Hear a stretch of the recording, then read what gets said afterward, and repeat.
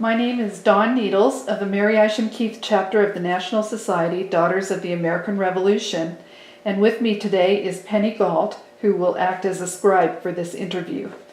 Today's date is Monday, May 22nd, 2017, and this interview is being conducted in Granbury, Texas. We are interviewing Mr. Alden Bailey, who served in the Marine Corps.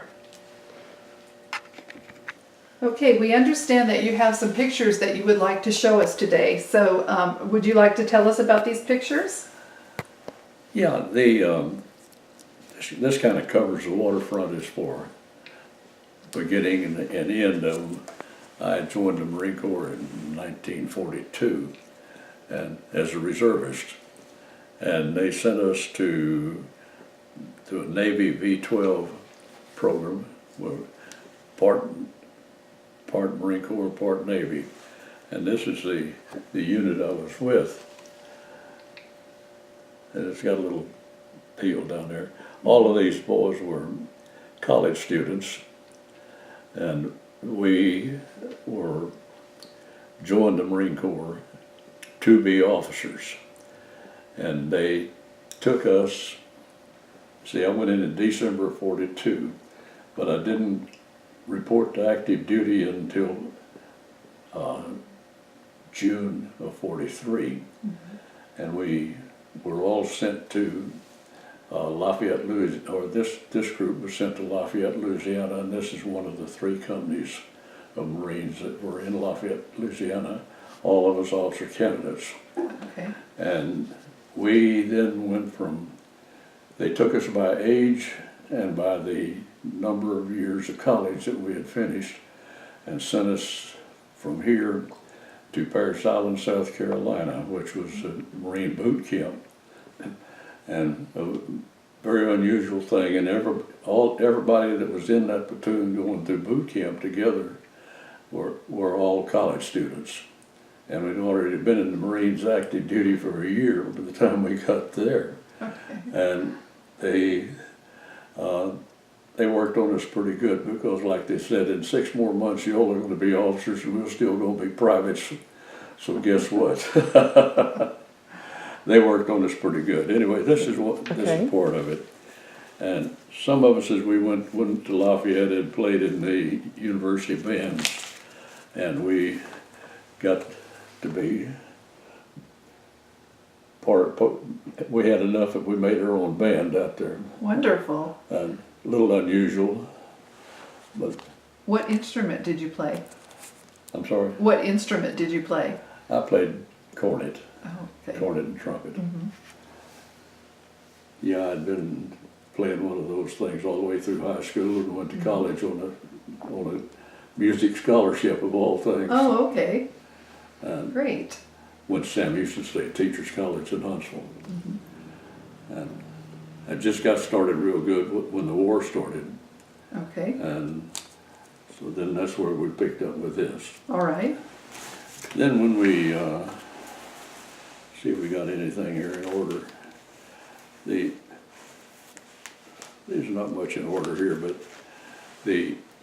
we went to officer candidate school. My group, I was a youngster, and they wanted you as close to 21 by the time you got your commission as you could. Mm-hmm. And so I got mine when I was 20, but there were I had a lot of college work behind me, but things were getting a little tough. Iwo Jima had just happened, and they were running short on officers, and they were getting ready to make the invasion of Japan. So I got my commission, and I got to Guam just in time for the war to be over. And very fortunately, because I knew I would be in the 3rd wave of the initial invasion of Japan, I was already assigned to the weapons company of 3rd Marines, the 3rd Marine Division, and knew that what I was going to be doing, and we were just about ready to do it when the war was over. Very fortunately, it was over. I wouldn't be sitting here. When the war was over with, we stayed on Guam for a little while until they didn't have shipping enough to bring people back to the States. which didn't, and because we had just got there, that was going to make us last to come back, that was all right. But in the meantime, the 1st Division had gone from Okinawa into China to repatriate the Japanese army from out of China, get them back to the States. And they were running short of officers, so they said, you, and you, and they pointed at me, and so I got to go to China. And there was I stayed in China almost a year. And lots of people don't know we had 60,000 Marines in China, but we did. And I was in the furthest north unit that was in China. I was with the 1st Battalion, 7th Marines, and we were up where it was supposed to be an ice-free port at Qinhuangtao, but it wasn't an ice-free port by any stretch of the imagination. Our duty was to keep that port open. When I say keep it open, to keep the Chinese communists from coming in and taking it over, or the Russians. Most people didn't know that it was that the Russians were involved up there. So still don't know it. Mm-hmm. And then we had a piece of the railroad tracks that went from Tientsin up to Qinhuangtao, and from Qinhuangtao it went on up into Manchuria. But we were at Qinhuangtao, and that was as far north as we got. And that's as far as where we stayed and did our job. And I had in the 6 or 8 months I was up there, I got some good duty, I guess you'd call it, some strange duty. The Great Wall came into the sea about 20 miles north of there. And you want me to just keep going with this stuff? Well, I was thinking, let's just stop it right here. All right, we'll continue with the interview. I'm going to ask you some questions now. When and where were you born? I was born in Houston, Texas, in August the 17th, 1924. Okay. Now, it was, actually my home was in Pasadena, but we didn't have doctors and hospitals in Pasadena at that time, so Mother had to go to Houston for me. Okay. And who were your parents? What were their names? I'm sorry? What were your parents' names? William Benny Bailey was my father, and Addie Elizabeth Brown was my mother. They married a little late in life, and they were in their 30s at the time I got here. Mm-hmm. And what did your father do for a living? He was a carpenter. Okay. And did your mother work? After my father passed away when I was a senior in high school, mm-hmm. when I was 16, and Mother, it was a matter of having to go to work, and she worked as a real estate agent when the boom started after the war. She ran during the war. She persuaded the bank to loan her some money, and she bought a little restaurant and ran the restaurant for about 3 years during the war, which she did very well in. And she just kept working when the war was over with, and she lived to be 90 some odd, and yes, she worked. It was work. She said, "You are going to college." Doesn't make any difference, and sure enough, I went to college because she made me go to college. Oh, a good mother. She said, nobody in our family's been to college. And so she wound up being a school teacher before Dad and her got married. But she could be a school teacher with an 8th grade education.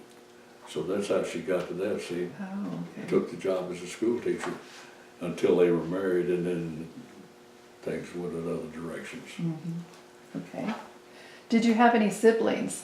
No. Okay. Wife and I were a little strange. We were both only children. So it's a little strange to have as many grandkids and everything as we got. Okay. So what were you doing before you entered the service? You said you were in school? I was in college. Okay. I went to Sam Houston State on a music scholarship in 1941. The war started in 41, and we had a dean of men that was a pretty sharp, he was an Army Reserve officer that got to be pretty famous during the war. But he brought us all the boys in, and he says, look, he said, this is going to be a long war. Don't anybody go running in and jumping into it and leaving school to go to war. He said, you're going to have plenty of opportunity. So stay easy, and there will be the various branches of the service will come by and tell you what they've got that they can offer you. And that happened. And actually I wanted to be a pilot. You know, everybody, that was the big thing. Then the Army Air Corps was red hot, and everybody wanted to be pilots. And mother, well, I was still 17, and you had to get your parents' signature for you before you could join it. You had to be 18 before you could get in by yourself. So I had persuaded her to sign the papers for the Army Air Corps, but I hadn't turned them in yet. And there was a board of officers, as they called it, came by, one from each branch of the service. And the last one that got up there to speak was a Marine. And he had on his dress blues, like we used to kid him, say he had on his dress blues and his tennis shoes.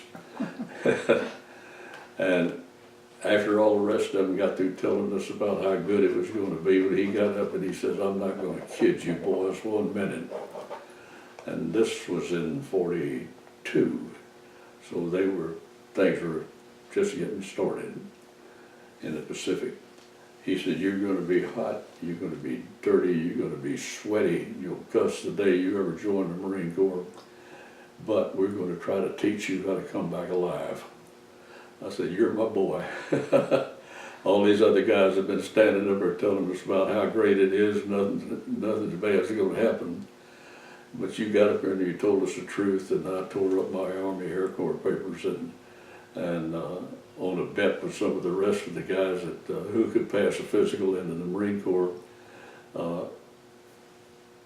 filled out all my papers, and by that time, to join the Marine Corps Officer Candidate Program, which was what they were recruiting for, you had to go to San Antonio to take the examinations and all this sort of thing, and you had to pay your own way.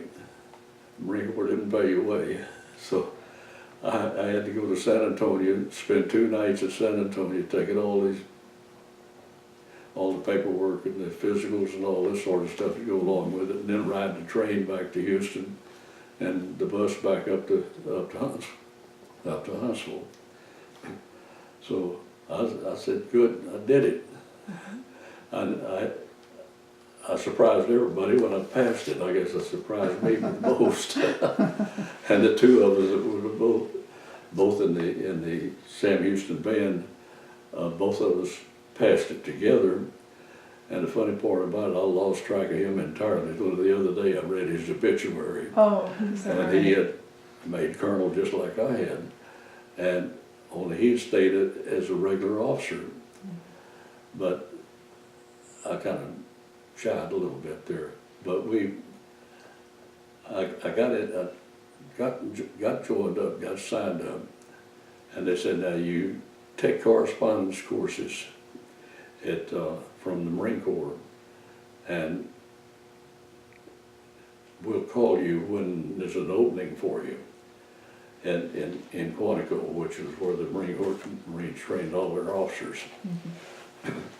Well, I started on doing all of this, and then I guess the Marine Corps decided that it wasn't too good an idea, and that's when they formed the V-12 units that I showed you the picture of a while ago. And in June of 1943, well, all of the ones that were qualified to go to officer candidate, had qualified to go to officer candidate school so far, went to Lafayette. Well, there was 300 of us went to Lafayette, Louisiana, and they were all over the place. Had tremendous football teams, but all of the football players decided they wanted to be Marines. You need to stop. Okay, you were telling us about the football teams. Oh yeah, when we reported into Lafayette, Louisiana, we had the complete college football teams from 7 universities, including the last national champion. Oh, wow. And we had poor people who were not, that were there that didn't get to play too much, like people like Alden Bailey that had been an All-American and later wound up the baseball coach at one of the big major league baseball teams. But the coach didn't know what to do with all these teams. He looked and he had the complete teams from these. So what he did is he just took the teams, and the first quarter he'd play one football team, and the next quarter he'd play the next one, and just rotate them out and let them play. And it worked out real good. They won all of their games but one. That's great. That was Notre Dame. They tied them. But we had a lot of athletes involved in it, and people who they could use. And the funny part about it was, as we progressed over the years, there was so many of these college athletes had injuries that kept them from being combat officers, and that didn't help set too good with them. But nevertheless, that happened. I had a lot of good friends that wound up being combat officers that were involved in it, but we both noticed the same thing as to how many had broken legs and all the things that go along with football. And one of them, Weldon Humble, was an All-American from Rice, and got to be a good friend of Weldon. And he was an All-American tackle for Rice and didn't weigh but 212 pounds. And well, if you don't weigh 312 pounds now, you don't get started good. Mm-hmm. And I thought this was most unusual. He wound up being the vice president of a bank. So many of these guys that, well, they're all gone now, let's face it, there's not too many of them left. Mm-hmm. But we were talking about the makeup of the organization. When we reported into Lafayette, they met us at the train and they said, you all are now in the Marine Corps, you will act like Marine officers, even though you're still privates, and you will behave yourselves. And the first one of you that steps out of line is going back to the fleet that meant overseas. We had one old boy who came off the train. He started back toward the base. He'd come in from the fleet instead of college. He'd had college education and got into it, and then he came back. And the thing that gets you in trouble there were 3,000 girls at Lafayette, Louisiana, and 6 boys. Well, he made it. It was a 10-block hike from the railroad station down to our quarters. Well, he got through about 6 of it, and he wound up in trouble real quick. Like he was on the next train back to the fleet. Oh no! Oh dear! But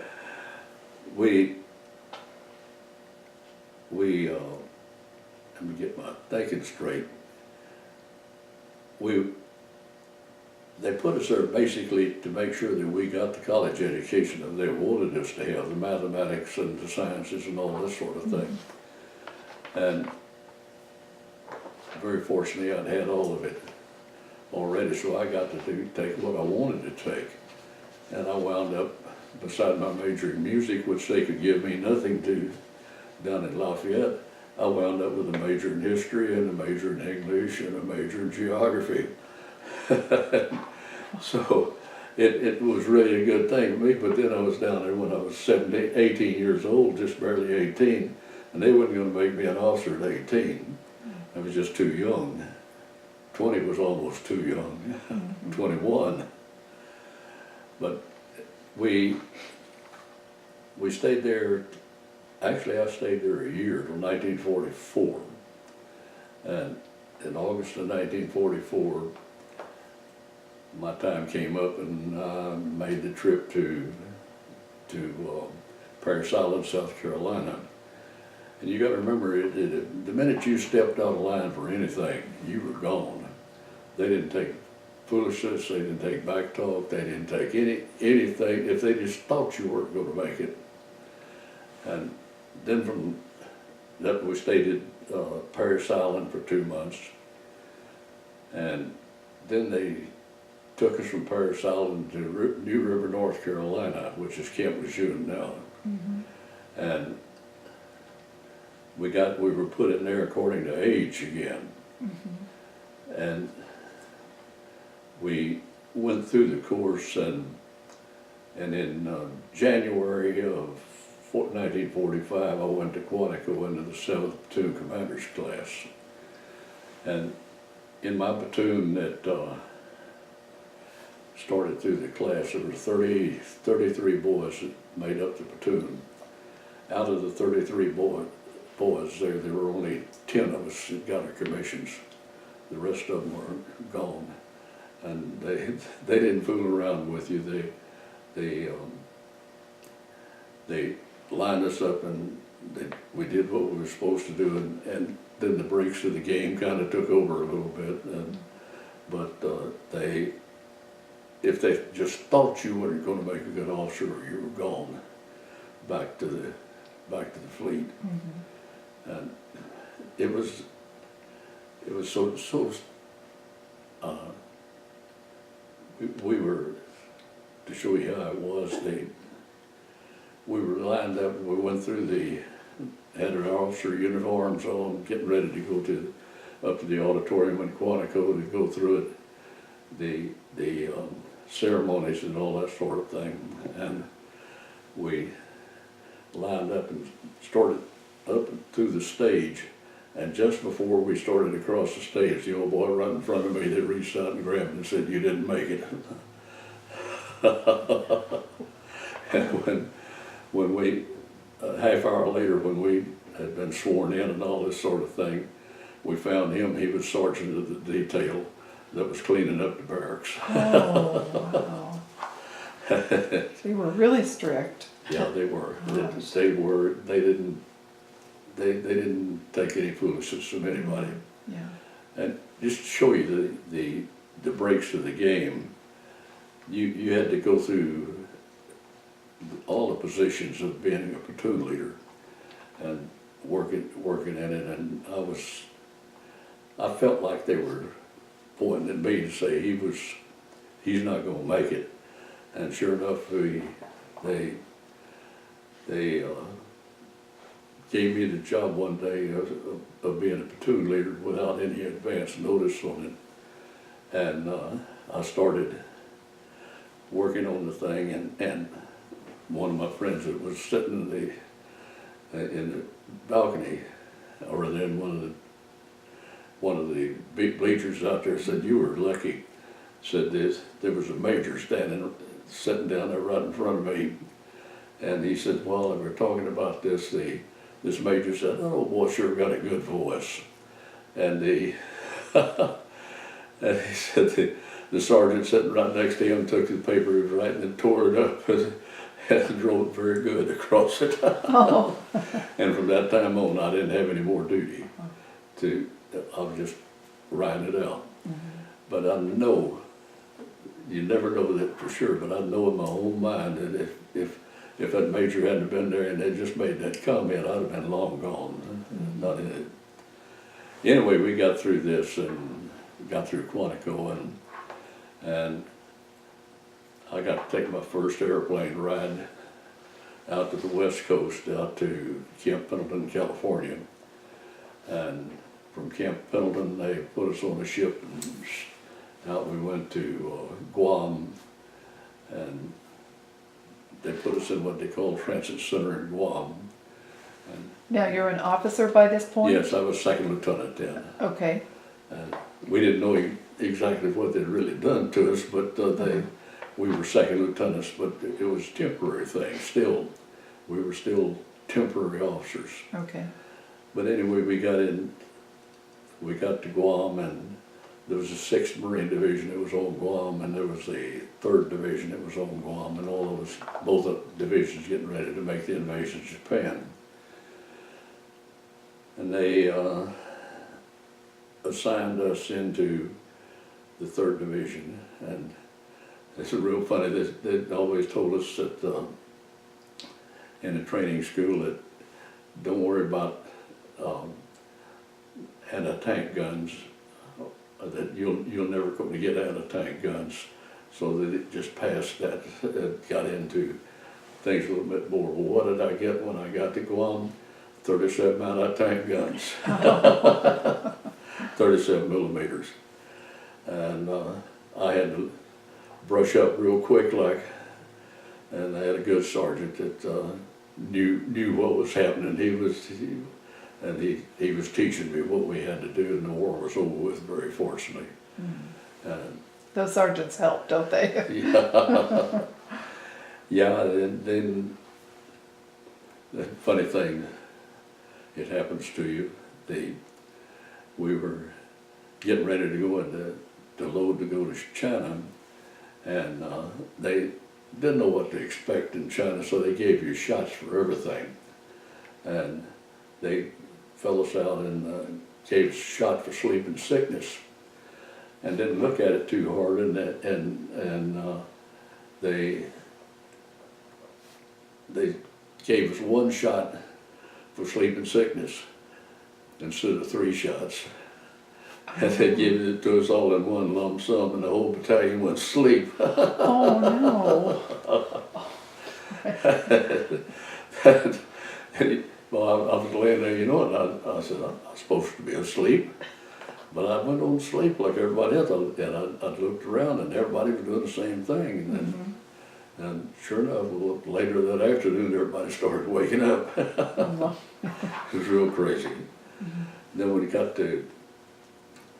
we loaded up in Guam on, I guess it was either 4 or 5 ships, I don't remember now. And we started moving out just in a convoy to China. And we got into the Sea of Japan and started running into a bunch of minefield, and so they stopped the ships and had target practice on the mines. Well, we were moving north all of this time, up through the Sea of Japan and up into North China.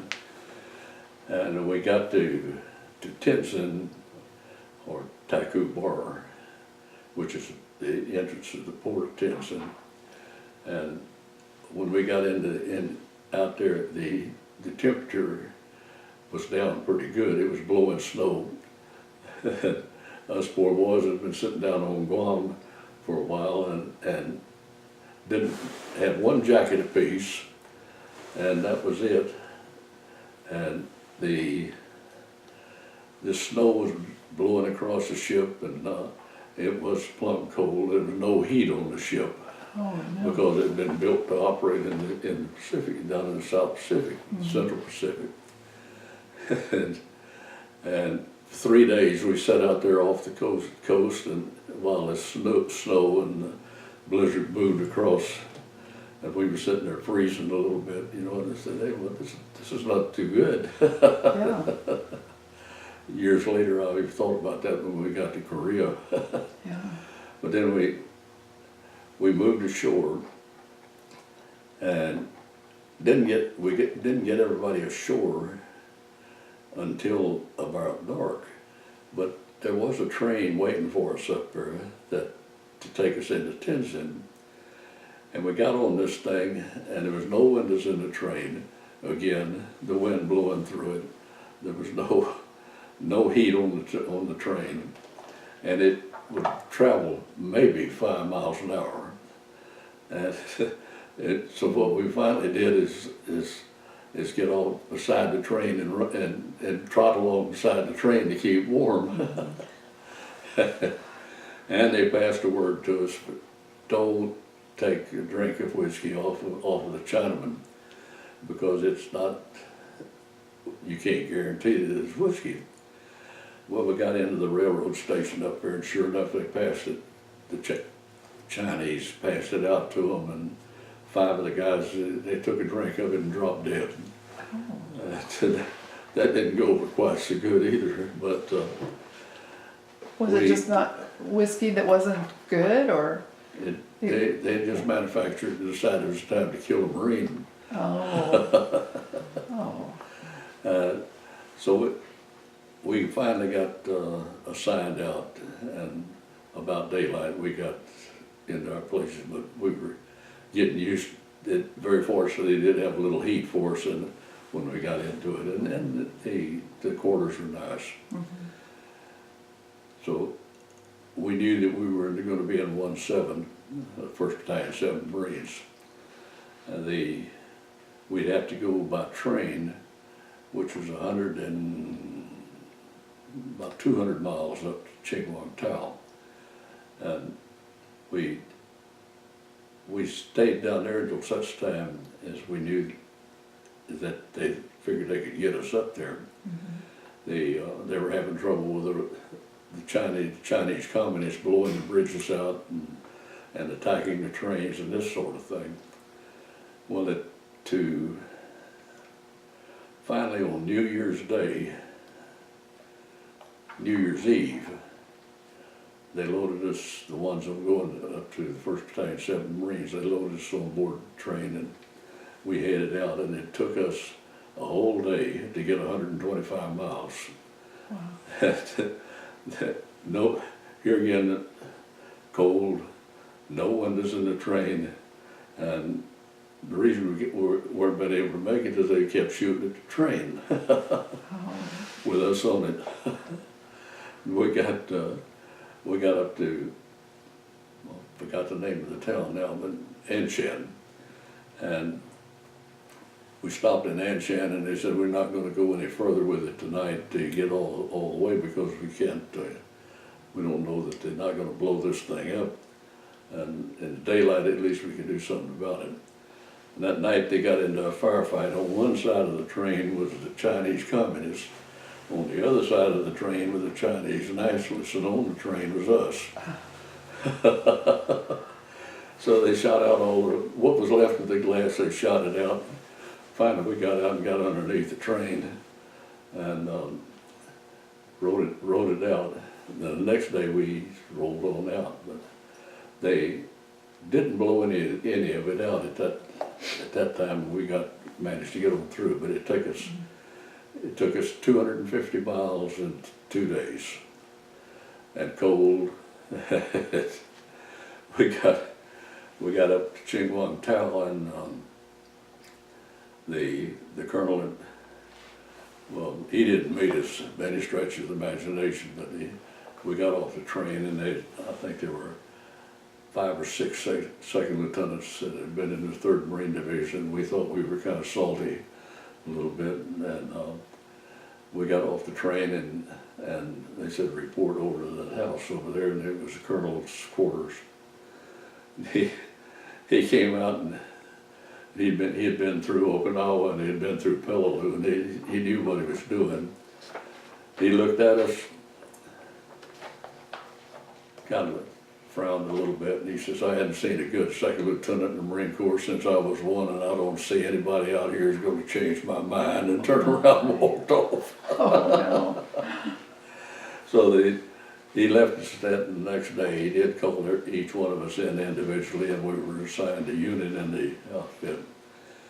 And he said the closest thing I got to 37 millimeter cannon or 81 millimeter mortars, which is nothing like it, but it's the closest I got. So you got the 81 mortars.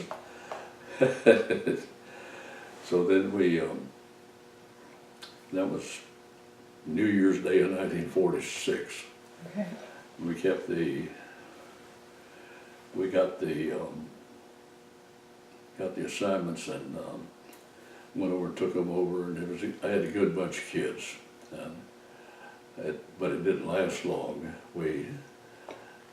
People were going home and they were using them to go into other places. Well,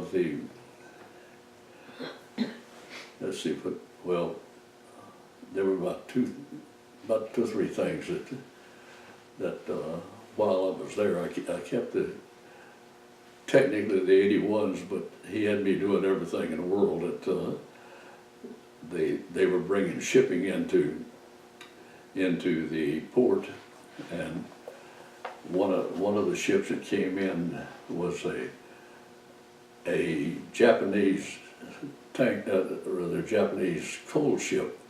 They were bringing the coal from the coal mines up along the railroad track in and loading them on board these ships and sending it back to Japan or down to Shanghai to keep it alive. And the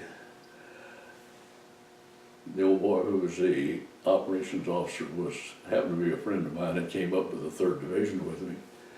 He called me and he said, "I got a job for you all," and they said we got this ship down there that the Japanese are on board, but the Chinese have decided they're going to go in and take that ship back. And said, you got the job of going down there and separating them, getting the Chinese off and getting the Japanese back in operation in their ship. Mm-hmm. So I took what people I thought I'd need down there, and at night, back inside this little ship, little bitty, it was not a tanker ship like we'd know, but it was a junker ship. And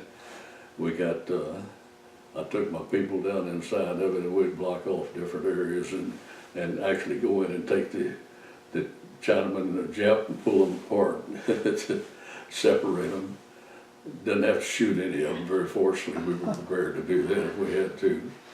But in about 2 hours, we got them all separated. Mm-hmm. That worked out real good, but the reason I thought about it, then I got this letter from the captain of the ship.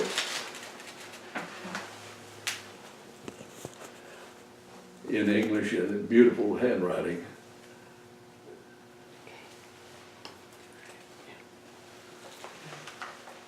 Much to my surprise, and that was the address that he put on it. Would you tell us what it said? Then Would you tell us what's in the letter? I'm sorry? Would you tell us what's in the letter? Yeah. He says, "Dear sir, I declare to thank you that we could complete our duty under your kind protection, staying at Chingwang. We will never forget your friendship for strangers did not liked. We hope that next Japanese ship can do also by your protection as we could. Yours faithfully, Captain M, whatever his name was."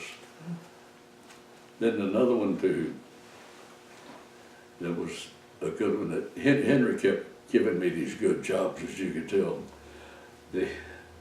The British fleet, or the admiral that was in charge of it, brought his ship and another one into Chingwang town, and he wanted them to see the Great Wall of China.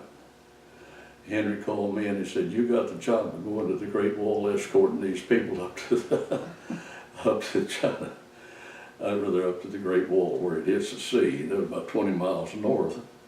We didn't control it. The Chinese communists controlled it. the last ones that went up there lost 2 people out of it. And I said, Henry, tell me about this job. So he did. He said, you'll have a train to put them on, but when you get up there, they want to go see through the Great Wall, so you got to unload them and take them through the Great Wall and put them back on the train and bring them back. And so we did, and it was an interesting trip, to say the least. Mm-hmm. We didn't know whether the Chinese communists were there or not. We didn't know whether the nationalists were there or not.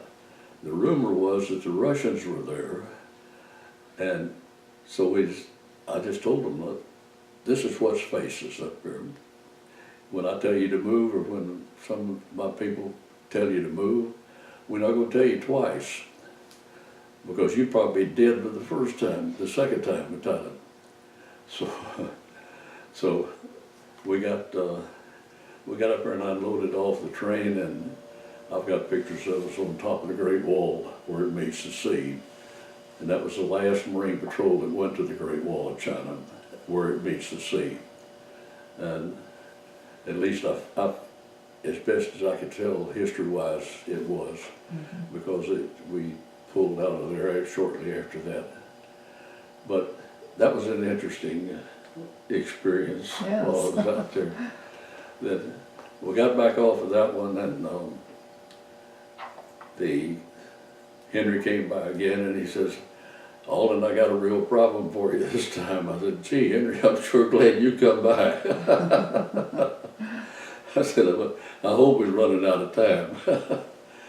He said, no. He said, we just had an incident down on the tracks, one of our platoons down there, and you got to go down and straighten it out. The division inspecting officer, colonel, somebody, came by and he checked this thing out, and he didn't like what he saw. And he phoned us and said, 2 days from now I'm coming back through here and I want it all straightened out. And he said, you got 2 days to straighten that platoon out down there. And they were getting shot at every once in a while. And that's the reason he was upset. So I got to crawl on the train and go down to the bridge down there, and I had 5 bridges when I found out when I got down there that I was responsible for. Very fortunately, I had another second lieutenant, but I was a senior when I had split them up. And we got it straightened out, and the colonel came back through in 2 days like he said he would.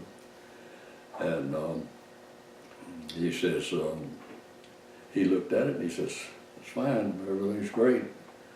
I said, thank you, sir, and he left. Very fortunately. Yes. What rank were you at this point? I was second lieutenant. Okay. I stayed second lieutenant for 4 years. Oh, okay. Then that was getting down close to it, but they were sending officers home, rotating them, mm-hmm. and we were down to the point where there was just enough officers left in the battalion to keep the tracks supplied and the staff supplied back up in Ching-Wong Town. But the people they'd rotate a company down there, and if the platoon that got into this, it would come to that bridge. That would come there, and all I'd do was I'd stay there and take over the new platoon. So it was rotating out, and I was getting a little grubby by that time, to say the least. But the colonel called me up one day, and it was not the same one that I knew before that had welcomed us aboard. This is about five or 6 months later, mm-hmm. and he called me back up there to give me some orders, and he said, hey, you stay in tonight and sleep in a decent bed and relax a little bit, not have to worry with this thing. I said, oh no, I got to get back. And he said, you mean you want to get back down there into that thing that you've been down there for as long as you have, and you you don't want to stay up here? I said, that's right. And he says, you stay. And he called another young second lieutenant and he said, you now have that platoon down there. And I got to stay back up there. Well, he knew more than I did. I had my orders to come home. Oh, okay. So that worked out pretty good. Then we came back home to the States in August or September, I forget which now, 46. Went down to Corpus Christi and we went through all the deals and I was too late to go back to college. And so I still got released and I went back to the Pasadena High School where I'd gone to school and got my lip back in shape so when I went back to Sam Houston I could play my horn again. Oh, okay. Which we did. So you're completely out of the military at this point, is that right? Yeah, we had been, that was when we found out that we were temporary officers. Oh, okay. They discharged us as they reverted our commissions from second lieutenants back to platoon sergeant. And they then, sounds strange and crazy even today, but nevertheless they did. Then they made us permanent second lieutenants in the reserve with a date of rank back to when we originally were, first time we made officers. And they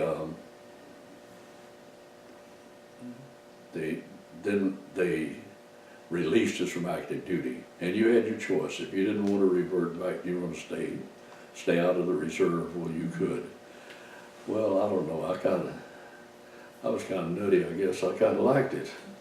And I knew that I couldn't, if I stayed in the regular Marine Corps, I couldn't advance without a degree, a college degree.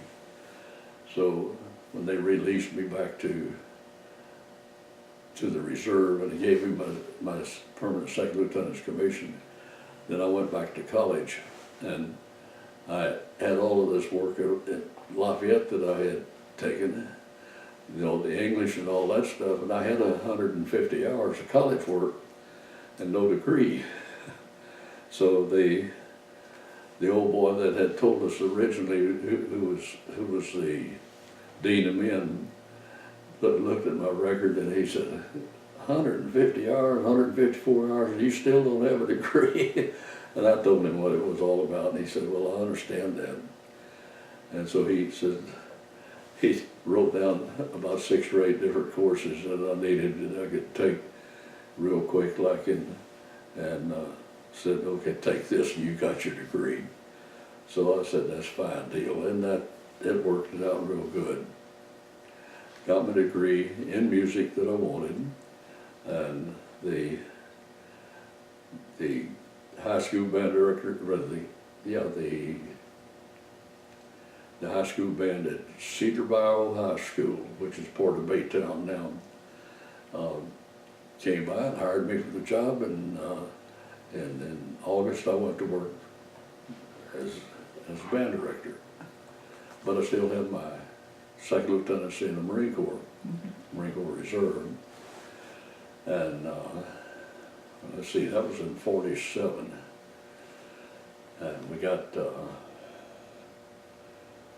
about that time, well, I can't help but throw this story in, I guess, a little bit. Dorothy might not appreciate it, but well, when I came back and I was working there with the high school band director, who was a second father to me almost, and he said, I hurt my leg. He said, you take over drilling the band. And so I was doing this, and there was a little good-looking little brunette came up that was was a senior in high school, and she made some smart remark, and I gave her a nickel and told her when she grew up to give me a call. Well, it was Dorothy. And about a year later, I came back over from teaching, and I had a night off football, and she was going to business college there, and she was there at the high school football game, and one thing led to another, and we wound up going and getting the soda water, and that was in September of 48. We got married in January 49. Oh, wonderful. And tell us for the video, what is her full name? Her full name, Dorothy Jane Roberts Bailey. Okay. And that it worked out real good. And the funny part about it was that after the second time I asked her for a date, she gave me my nickel back and said, "I don't think I'm going to need this." That's cute. But we got married in 49, January 49. And I still had my reserve commission. Came the Korean War in 51. I get orders back to active duty. That didn't make my superintendent all that happy. But nevertheless, we went anyway. And of course, Dorothy was finding out in a hurry that about the Marine Corps. I got orders back to Quantico. We had, when we got orders to go back up there, I went up a week early and got us an apartment because we were going to school, and I thought the thing to do is to study hard, and they're going to need all sorts of instructors up here, and I'm a school teacher, got a little experience to listen to the bullets fly, and it'd be a pretty good thing for them. Well, it didn't work that way. I wound up pretty high up in my class of this first special junior course, and when it came time to graduate, all the football players got the good assignments. I'm very serious in this. And the top 50 in the class got air transportation to Korea. So I had just time enough that Dorothy was going to spend the time, but I'd be gone with her folks, which made them happy. And we had a little boy about that time too. Oh, okay. And I had just time enough to take her and drop her off and leave the car, and went to San Francisco, and she went there with me. And this Henry that I was talking about, Henry Best, he was back in the same boat. We went back together to Korea, of all things. And we got to San Francisco, and they had seats available of all things on the Mars flying boat, this big super ship that they had that actually transportation, it was a transport ship, it's a beautiful thing. And they put 6 of us on board that, and we flew to Hawaii, and then we stayed there just long enough to get further transportation, and we were to Korea. And I would get a drink of water while we were pouring into Korea. Absolutely. Yeah. Is that basically what you need? Yes. And we got orders to go, and got to Japan, and they said you had a choice. We could go on into Korea. That was on a Thursday night. They said you could stay in Japan till Monday, and we were in Tokyo and Osaka. Or you can go into Japan, whether you're going into Korea tonight, or you could spend the last 3 days before you get over there in the hotel here and enjoy yourself for a couple of days. So we said, guess what? We'll stay at the hotel. So we got on into it in the middle of August. We got into Korea.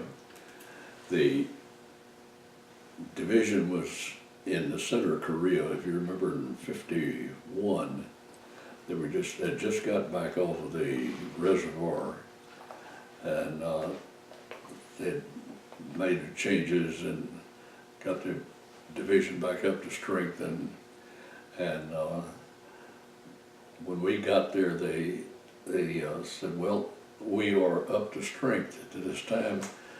And as luck could have it, they assigned us to some of the support units, not in the front lines, which, you know, what was a good deal. Now, what division was this that you were in at this point? I'm sorry. What division were you in? Oh, well, it would be the 1st Marine Division. Oh, okay. But I wound up being assigned to the 1st Amphibian Tractor Battalion, which is, you see these pictures, I'll show you a picture of one in a minute, that it's assigned to the division to help to land the division when it goes ashore. Well, I got wound up. How I got into the tractor battalion again, I don't know, but nevertheless I did. And when we flew into the center of Korea, I forgot the name of the little town up there, and the pilot says, he says, now I'm not kidding you, said, you always heard of this, said, I want everybody to sit on their helmets. And everybody kind of laughed and said, yeah, World War II, we heard about that. He said, I'm not kidding you, he said, because we're going to make a circle out over this piece of ground up here, and I can't tell you who's got that piece of ground right now. It may be the Chinese communists, it may be us. Oh my. And he said, if you're sitting on that helmet and they start shooting, it might be what saves your life. So we sat out on it and made the circle out and landed, and very fortunately we were all right. Then the next 3 days later, they took us back, the ones that were going to the Amtrak battalion. The Amtrak battalion was back at Masan, and they picked us up, and when we flew back, he said, well, you're going to have to do the same thing, but when I take off, I'm going to fly out over the lines.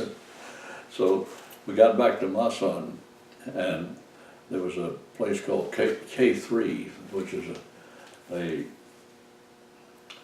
airfield, and we got off the airplane and was sitting out there waiting for transportation, and this plane came in and landed, and I took a picture of it. And it's a little unusual. If you notice, there's no flaps down on that plane. Oh. There's a 500-pound bomb hanging off of one wing, and there's a rocket hanging off the other wing. Oh my. And he came in to land that thing. And when I took the picture, I never knew till I got home, but that had a good picture on it. But I did too. Dorothy sent me a print of it back. Well, I got to meet the pilot one day, and I said, why in the world did you land that airplane? He said, well, they just thought it was a good idea. He was a South African. They were characters to start with. They said we needed the airplane, and I figured if I could get it down, we'd just save an airplane. So we did. The funny part about this, at the end of the runway was the bay, Masan Bay, and when it ended, it just trooped right into the end of the water. Well, he got it stopped before it rolled out, and as you can imagine, we were pretty close to the top of the runway. But that was our welcome into Korea. Wow. we got into that, and we would go around to they pick us up and we'd take us over to where the Amtrak battalion is sitting. And I drew a platoon of Amtraks, and someplace here I got a picture of what an Amtrak looks like. Yeah, here's one.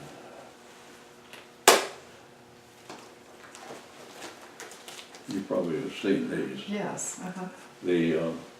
That was my tractor.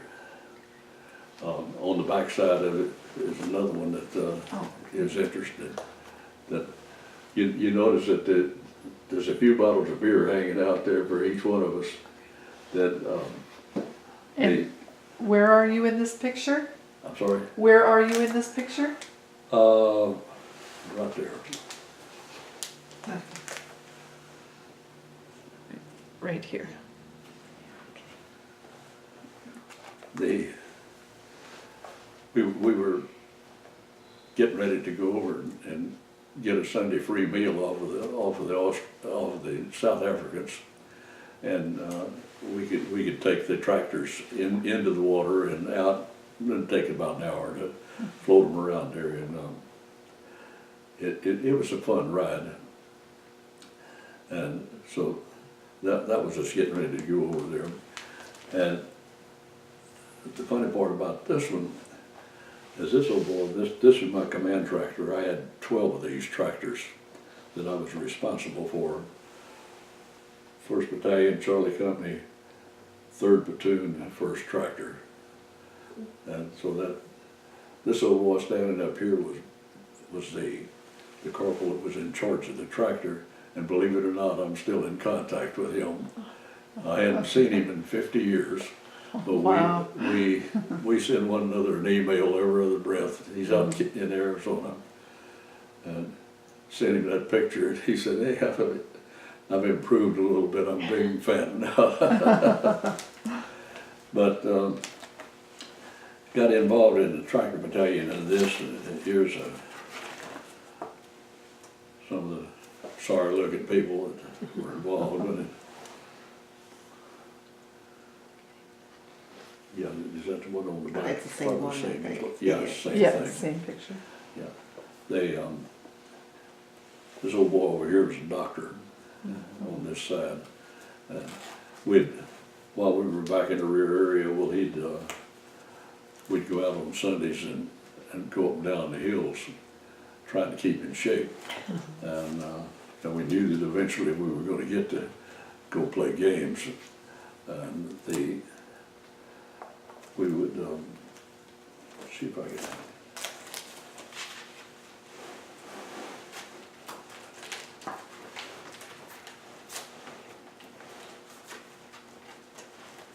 Yeah, here it is. One of the things that we had to do besides learning how to run the tractors out there is we'd go out and we'd scour the hills around it to see if the Chinese communists were operating in the area, and this is what the area looked like. Now, you can see you can see part of the Charlie Company down there. Right here. Yes, they're basically they're hid. You can't see them too well. But this was in the fall of '51, and they we had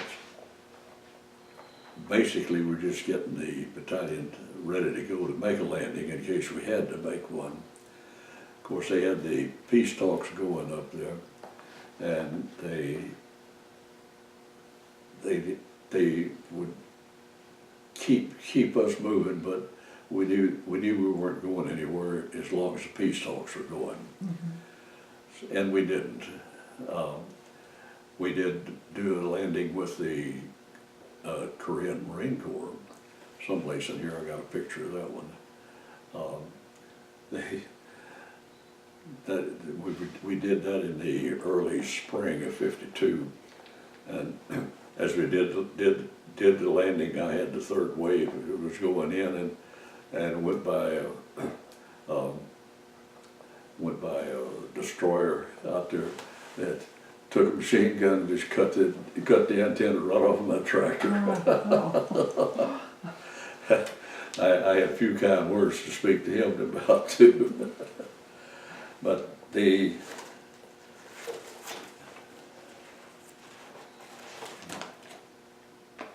here's a picture. No, this is up north. Anyway, I got into the tractor battalion, and once we had been there for about 2 or 3 months, and I got moved up to executive officer of the company, which was a good move. I enjoyed that. I also knew the company commander, and met him, had known him for years. And that's funny, the Marine Corps is small like that, and you know it. You run in, everywhere you go, you're running into people that you know. And we he had been in another division and come back into the tractors. We had, well, when they did this, we knew that the division started, the first division started moving back across and out of after they had been up through the Punch Bowl, they started moving to the West Coast. And it was just more than they could handle. They huge amount of ground. And the Chinese communists were sitting up on the other side of the rivers up there saying that we're going to be in Seoul on May Day. And there was only one way they was going to get there. It was down this slot across the Han and the Imjin River. So they moved the division over to get them along the Han and the Imjin River. And they still didn't have enough people, and so the word came back to us that we were going to move up and be infantry. And one of the reasons they made infantry out of infantry officers out of us a long time ago, that we knew that, and they knew that we knew it. So I was exec of the company, and they said, okay, you're going to take the first platoons up, for the first pieces of the company up to get it started in putting them into the lines along the Imjin and the Han. And we did that. We went up to Incheon and went ashore and had the company stretched out in a long line to get up there, and we got into our place where they'd be. And the major, there was the executive officer of the battalion who was in charge of going up there and getting the men. He came by and he said, "Oh," he said, "I got a new job for you." I said, "Thank you, Major. What I do now?" And he says, "Well, we just found out that the operations officer of the battalion is not going to get here by the time we get up here. He's still coming in from the States." And he says, you're just a first lieutenant. It's a major's job. So you're going to be the new assistant 3 without an operations officer. Assistant 3 is operations, or the 3 is operations. He said, you're going to be responsible for putting the units into the lines. Oh, gee whiz, thank you, I appreciate that. And we were kind of friends. I could have got away with that. So, sure enough, we were almost there, and I had to turn over what was this piece of this company that I was taking up there, and go out and find out where these people were that I was supposed to operate with. They were that plus the other companies that were going to come in, and we that night we pulled in to where we thought our new CP was going to be, and parked the tractors. And the next morning I got my Jeep and my new operation, all the things I needed to be assistant operations officer or operations officer, and headed up and found the front lines and followed them down and found out where they all were, and then found the people that were responsible for them up there, and went through all the necessary things that were to put it in there and make it operate. But suddenly I had a heck of a job that a poor first lieutenant ought to have never had. But we had a riverfront, and the Chinese communists were on the other side of the river, and we were on this side of the river, the south side of the river, and they would send a patrol over once in a while, and actually we didn't get locked horns with one another too much, because they were about the same boat we were in. They were building it up, getting ready for a big offensive, and we got we'd catch some of their people coming over and have a little firefight every once in a while, but but it was up to me to keep this front going, to keep it operational. And I think I had about 6 miles of front. In World War II, if I'd have put a battalion in the lines with 250 yards, I would have been stretched out. And then here I'm sitting on the front lines in Korea with 6 miles to get stretched out. Wow. And how many men were under your command or to take care of that? I'm sorry? How many men were there for you to take care of? The first day I put them in the lines up there, I had one company. I had 200 men. Oh, wow. And eventually when we got a little over 1,000 men up there, but that still was not enough. I guess the good thing about the whole thing is that we got the thing going, and the new major came in, and he said, I'm getting ready to take it over, and the guy came in and said, you got orders, Alden, to go home. And I said, hallelujah. Oh, And so I came home. What date was that? That was in 1952. Okay. May of 52. Okay. I guess the good part about the whole thing was that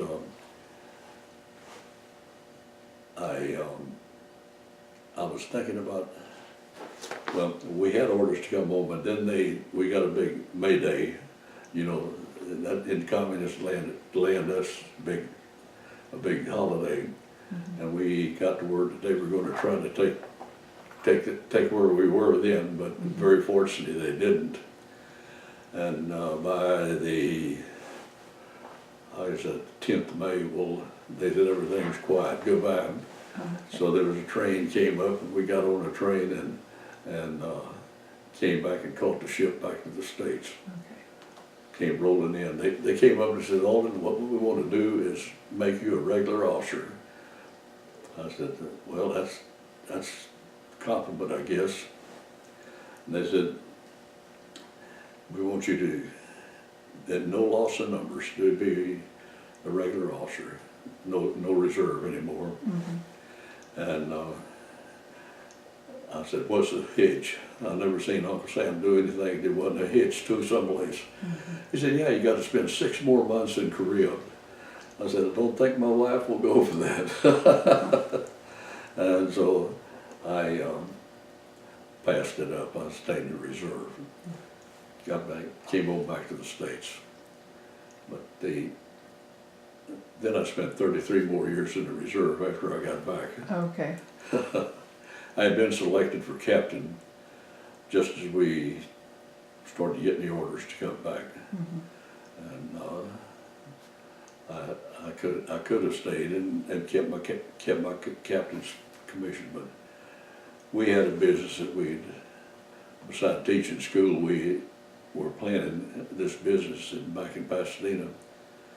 And I said, no, I got too much. If I hadn't had that and a wife and a kid, I'd still been in the Marine Corps. So we came back and they released me back to that inactive duty. And then that's when I got involved with the active reserve. And what rank were you at that point? Captain. Okay. Then we get a little bit of this water. On this picture, but that's all right. No. Then He can show them. I got the opportunity to stay in the reserve, which I did. And we got our business going, and I stayed inactive. Well, I went up to a little volunteer training unit, they called it, and I was just kind of keeping my feet wet. And then I got a few lucky breaks, and we got our business going, and it was such that I could get loose on weekends, like the Weekend Warriors. And I got promoted to major real quick, like, and then I got promoted to lieutenant colonel. And when I got that, well, they came on and wanted to know if I'd take the battalion there at Houston, the reserve battalion. And I'd think about that for a little while, because Vietnam was starting to kick up, and I'd seen these reserve units as they got picked up and had been picked up, and I said, well, I'd got to consider whether I want to get involved in it or not. But then I said, yeah, I'll take it, and which I did, and then I got assigned to the reserve battalion in Houston as the commander, and I got that for 3 years. And yeah, here's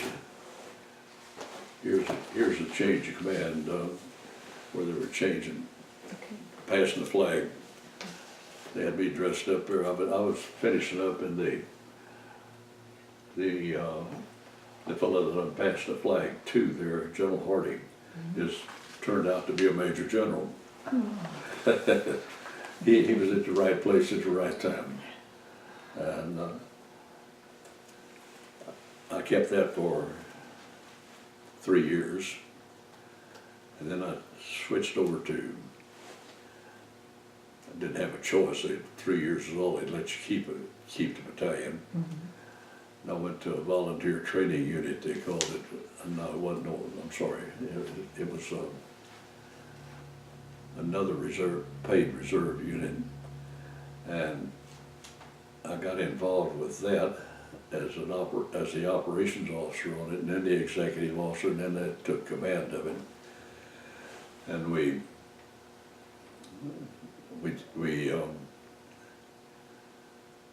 got involved with a lot of things that were really unusual for a reserve unit. We got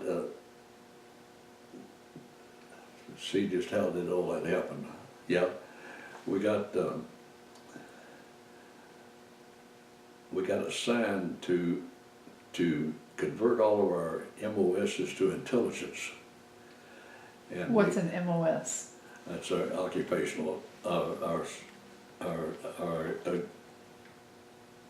it indicates what we were. Oh, what you did. Yeah, it's a job indicator. Okay. And they made an intelligence unit out of us, and they then assigned us, of all things, to do a study on how to defend the Holy Land. And this is 30 years ago. And we had to look at this, and we had to write an operational order on how we thought it ought to be done, and then present that to Headquarters Marine Corps. And that was an interesting job, to say the least. And after we got through with that one, they said that they came up and they told us that they needed, that the reserve was getting organized into the 4th Marine Division, and that it was kind of under the gun because they might need it, and they never operated it as a division. And they said that they wanted to have an operation, a summer operation with the reserve to operate and make an amphibious landing out of Camp Pendleton, California, of nothing but reserves, commanded by reserves, and written by a reserve unit. And we were the only reserve unit that had got around to ever writing an operation order. And so they said, you are going to write the operations order. And that was January the 1st of 1970. And he says, said D-Day is the 17th of August, my birthday. And we looked at that thing and I said, you mean, how many people are involved? They said 17,000. And I said, my little 10-unit job, he said, well, you're going to pick up some extra pieces along the lines of some extra units, but you're going to be the chief of staff, and it's up to you to do it. And if it doesn't get done, you're the one that'll have to tell me why it doesn't get done. And so we went to work on the thing, and we did it. And it was Operation High Desert, and it was the largest reserve operation that has ever been done before or after. But we had 17,000 people on the ground. Wow. With 6 ships and pieces that we actually landed from the ships, and we had the units of the Reserve Air Wing that were there to come in and with their helicopters and land the people. And even had parachutists, I believe, come in and land. And we operated for 4 days at Camp Pendleton before they shut it down. But you'll see a lot of people that will try to forget that, because everybody likes to claim the fact that they had something to do with the largest reserve exercise that had been run. But I still got the Pendleton Scout newspaper that says 17,000 on it. And you did it. So that, I had a lot of real fine experiences. After we got through with that one, I was on the Marine Reserve Policy Board in Washington. That we came in. It was a 2-year appointment, and I'd come in and spent 2 weeks in Washington with there were 10 of us, and we were actually making recommendations to what the reserve was going to do, and what we wanted it to do in the future. And I was on that for 2 years. And meanwhile, you've been living in Texas. You lived in Texas this whole time? I'm sorry? You lived in Texas this whole time? Yes. Okay.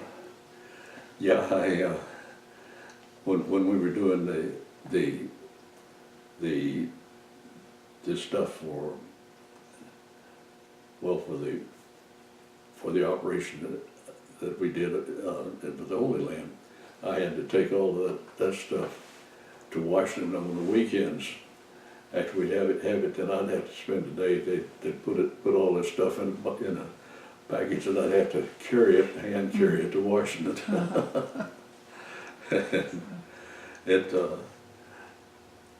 They did at the business down there. They get a little upset with me every once in a while. When are you going to stay there and take care of the business? But I got to do a lot of things. The 8th District was responsible for Texas, Oklahoma, and Texas, Louisiana, and Arkansas, I think, and Oklahoma. They were responsible for the operation, and I was on the policy board. In fact, I was president of the policy board over for 2 years, and they'd suck me out every once in a while and take me over to New Orleans. That we had to meet once a year for that to make recommendations. But we were making recommendations up to the policy board in Washington that I'd spend a little time on. So that I had some good assignments, and they were all after I had plenty of retirement that I could get to. But that, they finally got run out where there wasn't any more schools to go to, and there wasn't any more active duty to do. And I got a letter one day and it said, "You've been passed over for Brigadier General." Oh, no. Your letter of resignation, or request to go to the volunteer retired reserve with pay will be in Washington by the 1st of July. If it's not in here by the 1st of July, you are retired without pay. Oh, wow. So I said, thank you. I'll retire with pay. Yes. But like I say, the Marine Corps, then as you saw by that list of places in there, I could talk about those things all day long, but we pretty well covered the things that are important, I think. All right. So what date was that when they retired you? 84. Okay. Yeah, my 60th birthday. Okay. Well, we haven't talked about these medals on your chest here. Oh, Could you tell us about that? those have been there medals. No, truthfully, that's basically about all they are. Okay. As you could tell when I was talking there, I was following up or just in front of when all the good action was taking place, which was all right. I did what I was supposed to do and went from there with it. It sounded like you had a good career. Yeah. Yeah. Like I said, what they wanted me to do, I did. I volunteered to go to Vietnam, and they said, I called up this friend of mine, and I said that I had another friend, Jim McGee, was the executive officer of a regiment in Vietnam, and I was colonel at the time. And I knew that they wanted people to come in, and well, they went over to R&R, somebody to fill in for 30 days, and I knew they were taking requests for stuff like this, so I called him up and I said, hey, I said, I want to go over and take this 30-day deal, and while Jim goes on R&R, and be exactly the fourth Marines. And he said, you're out of your ever-living mind. I said, what do you mean? And then you sent out an order out, and I'm just answering it up. And he says, I got a question for you. Have you cleared this with Dorothy? I said, Dorothy doesn't have anything to do with it. She'll go with what the program is. He said, well, you've been shot at 3 times so far. And he said, you're not going to get a shot at the 4th time. He said, we want people that haven't been shot at. That was a training problem. And said, that's the way we're looking at it. So I said, that's very poor attitude. But if that's the way you're going to be, that's the way you're going to be. So I didn't get to go. But we were close. Back when I had the battalion, the week after I got command of the battalion, and that thing is spread out in 4 different cities, the Cuban Missile Crisis came about. And they called me up and they said, we're going to mobilize your battalion, maybe.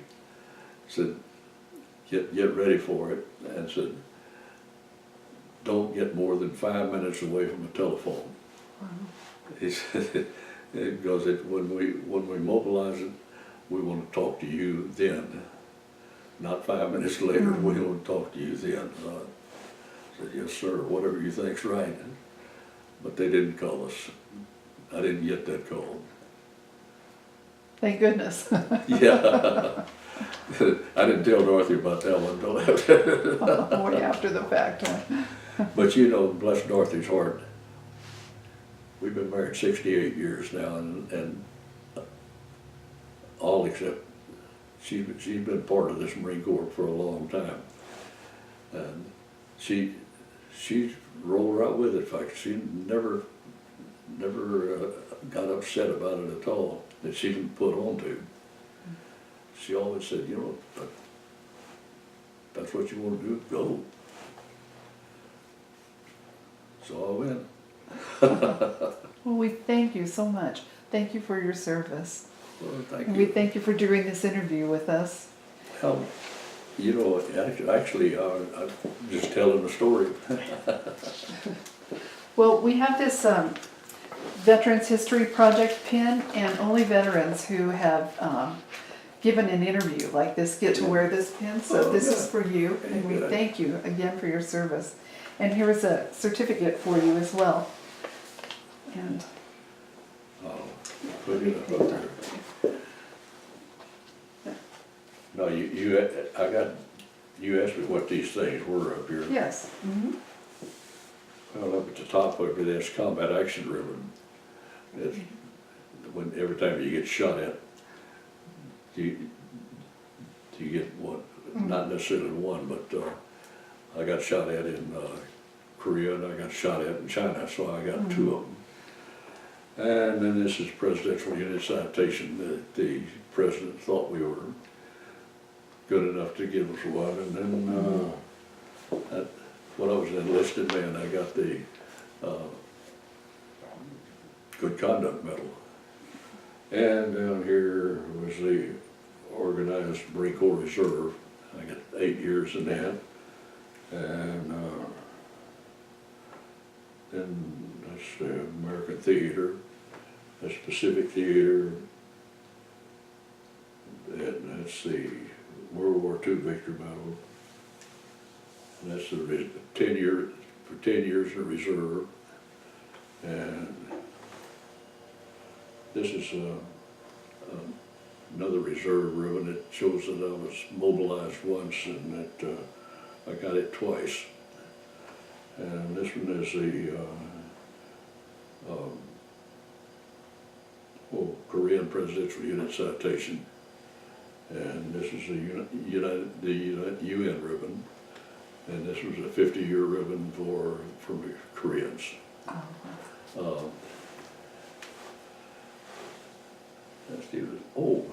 There was one other thing that I was kind of proud of. When I retired, I got the opportunity. It was the 25 years from the time at the end of the Korean War, and the Marine Reserve Officers Association wanted somebody to go to Korea, or the Korean government wanted somebody to go to Korea and represent the Marine Reserve Officers Association. Well, they asked me if I would do it. And so Dorothy and I got to go to Korea, spent 10 days in Korea, and she got to see what it looked like. We actually went into the areas that we fought in. And that was an interesting experience. They got pictures of it in here where we were giving the president of the Korean Veterans Association a little plaque for thanking him for letting us come to Korea and fight a war. Oh, here it is. Yeah,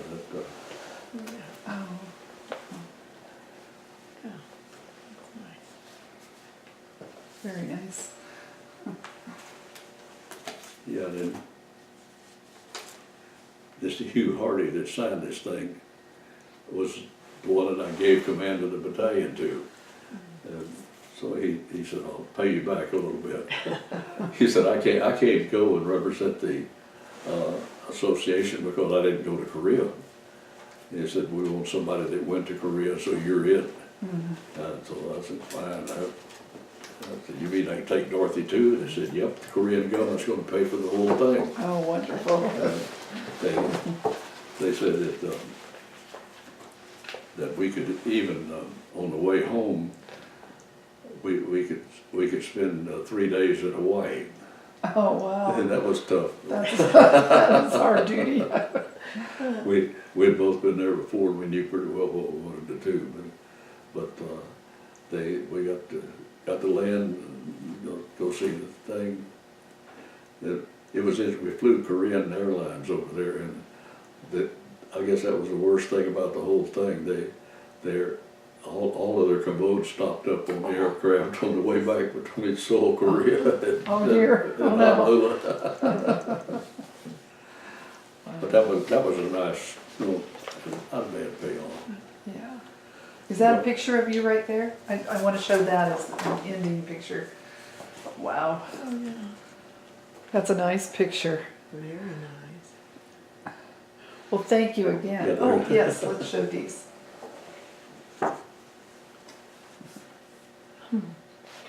Wonderful pictures. Yeah, I got a Thank you. batch. I didn't even know about that one. I don't know who did that one. Undoubtedly.